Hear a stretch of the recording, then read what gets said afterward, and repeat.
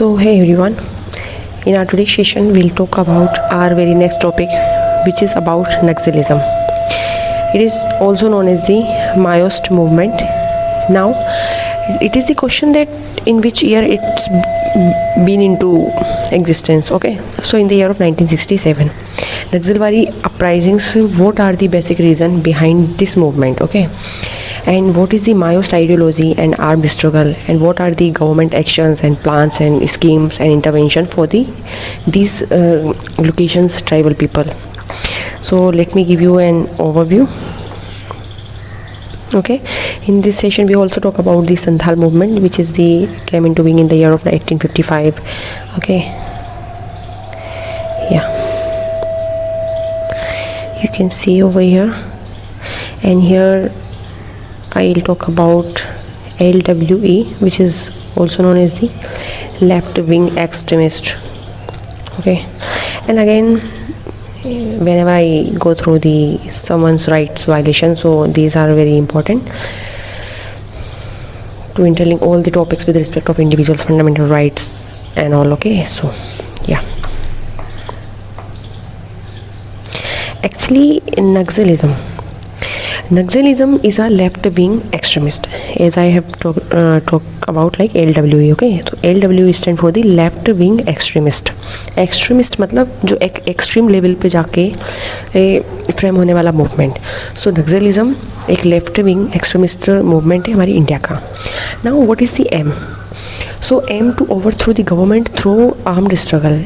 The people of Naxalbari location they want to overthrow the government को बाहर निकालना चाहते हैं from their particular areas by the armed struggle and establish a classless society based on Maoism. They want to classless societies establishment but on the basis of the Maoism.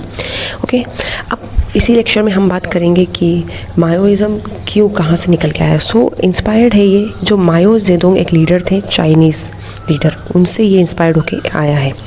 Main beliefs, what are the main beliefs? So beliefs like the armed revolution is necessary to bring change. They want the change but not by the peace and security but by their arm revolution. इसलिए यहाँ के हर एक most probably यहाँ के लोगों के हाथ में हथियार दिखाई दिए जाते हैं. The weapons are there in the hand of the peoples of these particular Naxal affected areas. Okay, so power should lie with peasants and workers, as we are very well know about like these are the tribal areas. Okay, and if there are these are the tribal areas, so there are the people who are living in these tribal lands, so they have their own forest right, their forest dwelling rights, and their particular religion, culture, tradition based right. So they don't want any kind of the interference by any extremist and outsiders and like our government and different peoples kind of. So these opposes capitalism, means feudalism and the state authority, as we are very well aware about like the British period. They snatched these lands from their tribal people, and all the rights belong to that particular land, and the rage created in their mind, and tribal peoples also create the rebellion. Okay, and that is why I am telling you the about the Santhal rebellion. ठीक है, it's came in to being in the year of 1855 में Santhal movement होता है. यही reason थे कि tribes को उनकी लैंड, उनसे उनकी जो लैंड्स थी पर्टिकुलर, उसको छीना जा रहा था. ठीक है, area affected, if the area are affected by the Naxalism, so these areas are called red corridors. Okay, so Naxalism mainly affects a region known as the Red Corridors, including Chhattisgarh, Jharkhand, Orissa, Bihar, Maharashtra, and Andhra Pradesh. And including with these all states, there are another states of our country too, but there are no particularly there are no mention about it deeply the Naxalism. Mostly, rarely scattered areas are there in different states. If I just talk about the our MP, it's northeastern states are also comes under the Naxal affected area. Okay, now we'll talk about the major organization.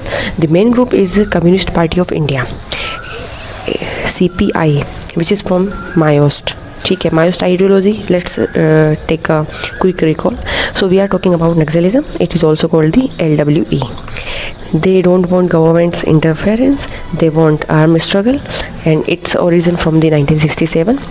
Mao Zedong was a leader from China, and by his name, the Maoism came into being. Okay, the area which are Naxal affected, these are called the Red Corridor. Okay, earlier movement like the Santhal movement and another movement kind of there are also. So CPI party Communist Party of India, Maoist. ठीक है, when it formed in 2004. Okay, it was created by merging two groups. There were two groups, इनको merge किया and then this came into being. So People War group, another was Maoist Communist Center. So PWG MCC mix हो जाते हैं और CPI Maoist came into being. Then causes of the Naxalism. Why the Naxalism is spreading rapidly and what could be the reason behind it?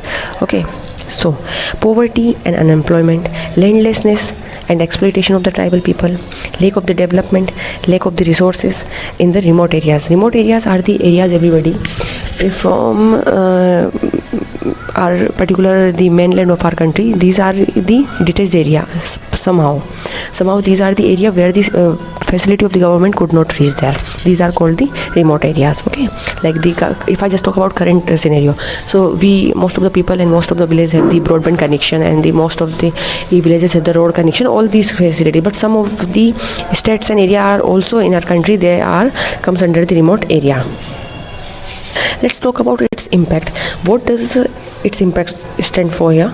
So violence against police के against violence होना, government officials के against में violence होना, and it's a civilians too. Means ये है कि जो इनके particular area में जो भी enter करने, suppose मैं जा रही हूँ तो I am as a outsider for them, for their land, according to their livelihood. Okay, and if there are government officials, there are policemen and civilians. Many of the government schemes and intervention are running currently, and most of the news are the intels like they are under by our home minister Mr. Amit Shah that Naxalism को अभी most of the मतलब कई हद तक क्या इसको कम करने की कोशिश भी की जा रही है और कई जगह पे अभी हुए भी हैं. अभी लास्ट ही इंटेल थी की न्यूज़ में अभी यहाँ पे नक्सलिज्म को डील करने के लिए कोबरा बटालियन है हमारी, जिसमें हमने आशीष करके एक जो थे हमारे CRPF के CRPF से जो थे हमारे वो, तो हमने वो जवान को खो दिया. फिर हमने देखा एक सुनीता करके एक नक्सलिज्म थी, सुनीता, जिसने सरेंडर किया था. तो ऐसा नहीं है कि गवर्नमेंट की स्कीम्स नहीं है और ऐसा नहीं है कि नक्सलिज्म अफेक्टेड एरिया के जो लोग हैं वो नहीं चाहते हैं इनसे बाहर होना. But so violence against police, government official and civilians, disruption of development projects. Government जो प्रोजेक्ट लेके आ रही है वो पूरी तरह उन तक लास्ट माइल रीचिंग नहीं हो पा रहा है of the government initiative and programs का. So that is why disruption हो रहा है, सप्लाई चेन मिसमैच हो रही है, बीच में ही प्रॉब्लम क्रिएट हो जाती है, या फिर जो उनके अंदर उनकी जो पर्टिकुलर आइडियोलॉजी है on the basis of the Naxalism वो हमारे लोकल जैसे लाइक हमारे पुलिसमैन लाइक हमारी जो गवर्नमेंट की इनिशिएटिव है वो भी इन इतने इंटरवेंशन चलाने के बाद भी पूरी तरह नक्सलिज्म हम अभी तक ख़त्म नहीं कर पाए हैं. Well process is on the way, but या वही है ना कि 100% अभी हम इस चीज़ को अचीव नहीं कर पाए हैं. So somewhere it is the loophole of our system and also our government. It is the failure, and there is no transparency and no accountability, the proper implementation of the policies of the government. So, and that is why the road education is also not there. बोला मैंने road connection नहीं है, education नहीं है, employment schemes are not there properly. ये government के major अब हैं. Government is just now trying to provide this kind of the basic facility to this particular areas. Okay, so government major यही है कि सिक्योरिटी ऑपरेशन करना, different forces हमारी, जैसे मैंने अभी बात की कि CRPF जो हमारे जो जवान थे वो जैसे बात की मैंने, so are central reserve police force. ठीक है, डेवलपमेंट इनिशिएटिव्स, एक ऑपरेशन ग्रे हंट करके है, ऑपरेशन ग्रे हंट है, वो भी नक्सलिज्म को एंड करने के लिए ही है. नेक्स्ट है government want to provide like the development initiative like the road connection, like the education, like the employment schemes. Okay, these are the basic initiative to provide this kind of Naxalism affected areas also. Now the scheme Samadhan Doctrine. What does the Samadhan Doctrine say? Smart leadership, aggressive strategy, motivation and the training, okay, actionable intelligence and current situation. What is the current situation? Now we'll talk about it. Naxalism has declined significantly in the recent year. Yeah, there are positive changes that Naxalism some significant जो areas हैं या recent year में भी क्या बहुत हद तक कम हुआ है. And हम समाधान के थ्रू हम India also is working over the soft power diplomacy, जिसके बेसिस पे हम थोड़ा मतलब लोगों से बात करके उनको थोड़ा मोटिवेट करके उनको उनकी प्रॉब्लम को जानना एंड ऑल्सो हमारी जो इनिशिएटिव है गवर्नमेंट की, हमारी जो आइडियोलॉजी है उनके साथ शेयर करना, तो वही है.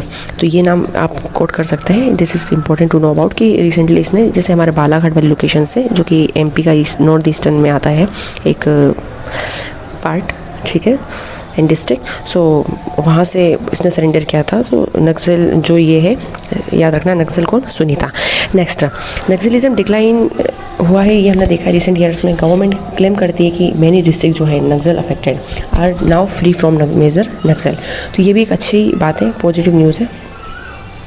is the again so Samadhan doctrine, smart leadership, aggressive strategy, motivation in the training, actionable intelligence, how to convert our thoughts into the action, so that is why actionable intelligence, dashboard based KPIs, harnessing technology, action plan, no access to financing. ठीक है, this is the समाधान doctrine. Here let's talk about the central forces who are deployed in this particular Naxal affected area. ठीक है, so CRPF, Central Reserve Police Force, our elite unit Cobra, याद रखना Cobra Battalion, Commando Battalion for Resolute Action. I am repeating the full form. Commando Battalion for Resolute Action are deployed. So Commando Cobra जो battalion है under the CRPF, इसको deploy किया गया है. ठीक है. Intelligence and tech use, drones, satellite image and better surveillance of this particular Naxal affected area. यहाँ पे ड्रोन से सैटेलाइट की इमेजेस के थ्रू अब ये बेटर सर्विलांस किया जा रहा है, इन एरिया को मॉनिटर किया जा रहा है. ठीक है. Then coordination via agencies, our agencies are there also like national investigation agency NIA. ठीक है, NIA 2008 का जो अटैक हुआ 26/11, इसमें NIA थी हमारी. अभी दिल्ली में टेरर अटैक हुआ, उसमें भी NIA को इन्वेस्टिगेशन का चार्ज दिया. तो ये हमें कुछ पास्ट की न्यूज़ है, लेकिन इन्हें इंटरलिंक करना होगा. That is why we can easily correlate the situation which has been in our past and also running currently.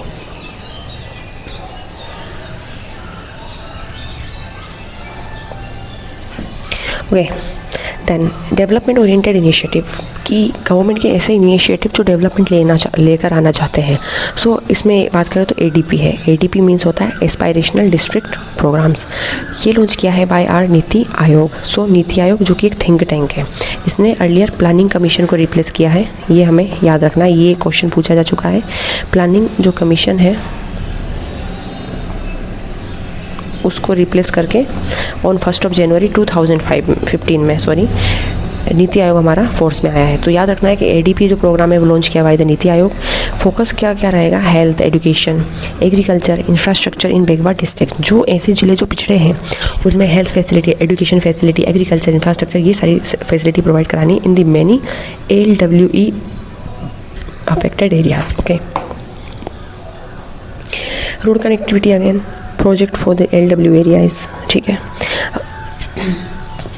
Skill development employment, what are the skill development employment? So schemes like the skill India mission, MG NREGA, employment generation, जो अभी BVG Ramji करके, ये अभी change हो चुका है, mind the thing, BVG Ramji, ये अभी स्कीम कन्वर्ट हो चुकी है.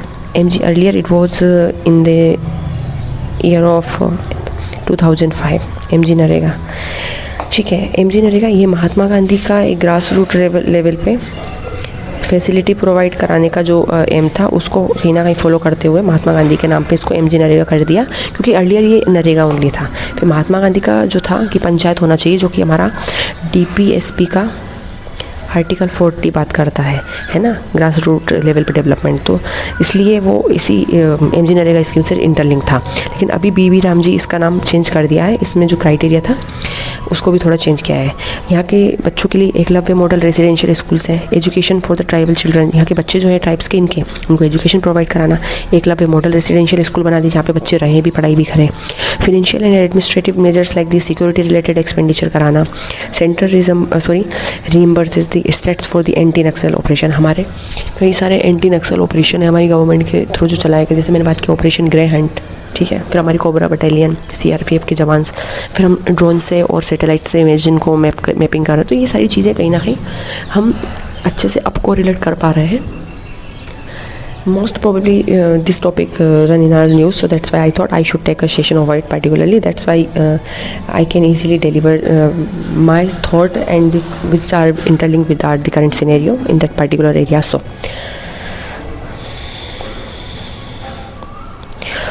now the issue की rehabilitation and the surrender policy, incentive for the Naxals to surrender। अब जो नक्सल्स को बोला ना हमने, एक सॉफ्ट पावर डिप्लोमेसी हमारी गवर्नमेंट की, तो उसके थ्रू इनसे बात करना, नेगोशिएशन करना, हमारी आइडियोलॉजी शेयर करना, उनके आइडियाज़ को जानना, उनको थोड़ा अश्योर करना, तो ये सब rehabilitation and surrender policies. So intensive लेके आना ऐसे लोगों के लिए, ऐसे नक्सल पीपल के लिए जो सरेंडर कर दें। फिनेंशियल सपोर्ट हम देंगे, गवर्नमेंट की स्कीम आपको पहुँचाई जाएगी, आपके बच्चों को अच्छी एजुकेशन मिलेगी, अच्छी हेल्थ सर्विसेज देंगे, हॉस्पिटल्स रन किए जाएंगे, स्किल ट्रेनिंग की जाएगी, हाउसिंग प्रोवाइड किया जाएगा, लाइवलीहुड असिस्टेंट दी जाएगी कि आपकी लाइफ सस्टेन करने के रीज़न आपको दिए जाएंगे। So help in mainstreaming former extremist. Outcomes वही significant decline in violence incident में कहीं ना कहीं कमी हुई है, अफेक्टेड डिस्ट्रिक्ट्स में जो है वहाँ पे ये चीज़ें कम हुई हैं। So many areas declared LWE free और reduced intensity zone. So everybody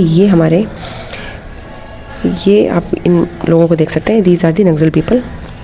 अब सस्टेनेबल डेवलपमेंट गोल की बात करें तो इससे क्या गरीबी नहीं रहेगी, नो पॉवर्टी, जीरो हंगर, अच्छा खाना मिलेगा, भूखे नहीं रहेंगे, भूखमरी कम हो जाएगी, गुड हेल्थ एंड वेलबींग। तो मोरलेस ये सारे ही प्रॉपर 6 के अंडर में क्लीन वाटर एंड सैनिटेशन, इनके टुवर्ड में जो वायलेंस हो रहा है, वायलेंस यहाँ पे कम हो जाएगा, ठीक है। तो ये सारी चीज़ें हैं। And again right to life तो हमारा फंडामेंटल राइट है ही सही, हमें अच्छे से पता है। सो ये टोटल 6 फंडामेंटल राइट यूएसए से हमने बोरो किए थे, पॉलिटिकल डेमोक्रेसी की आइडियल्स को ये प्रमोट करते हैं fundamental right. Part 3 of Indian constitution हम बात करते हैं, ये आर्टिकल 12 to 35 तक रेंज करते हैं, ठीक है। और आर्टिकल 21 किसकी बात करता है, लेट मी नो इन दी कमेंट सेक्शन। कुछ फंडामेंटल राइट ऐसे हैं जो ओनली हमारे इंडियन सिटीजन्स के लिए हैं, तो वो है 15, 16, 19, 29 and 30 only available for Indian citizen. So everybody you can go through by that. ये एनफोर्सिएबल होते हैं, जस्टिसिएबल होते हैं। अंडर आर्टिकल 32 हम सुप्रीम कोर्ट में जा सकते हैं इनके वायलेशन पे, और अंडर आर्टिकल 226 हम हाई कोर्ट में जा सकते हैं। सो एवरीबडी ये हमारे कुछ आज के लेक्चर बेस्ड आइडियाज़ थे। So stay tuned, stay revise.